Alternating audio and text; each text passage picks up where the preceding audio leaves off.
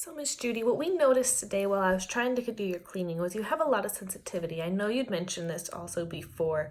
The sensitivity is probably because it looks like you have quite a bit of exposed root surface around your teeth.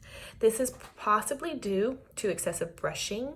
I know you say you brush about 8 times a day, and there's nothing wrong with that, but too much brushing can kind of be detrimental, especially if we're not doing it properly.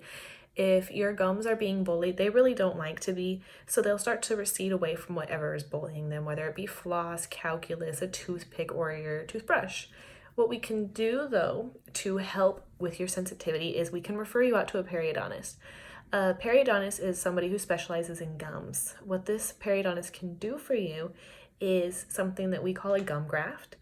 He would end up taking a little bit of tissue from the roof of your mouth and placing it over those exposed root surfaces just to create a new gum line.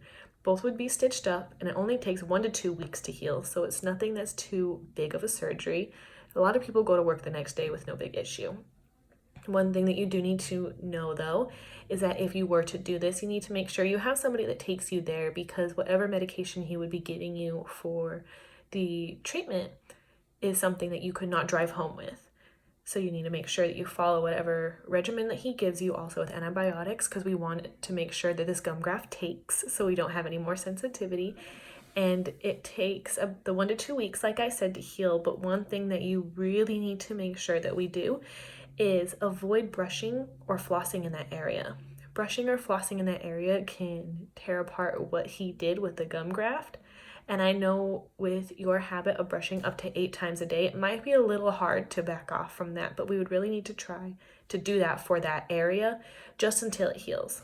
Same with tooth whitening. I know that that is one thing that you are very adamant about, is whitening your teeth, and that is okay, but we would need to avoid whitening at least until the gums have healed, just so we don't have any possibility of failure of the graft due to that.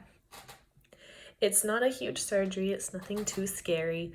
If you have any questions, I'll try my best to answer them, even though I'm not the professional. And if not, that periodontist, when we refer you out, will be able to answer all of your questions.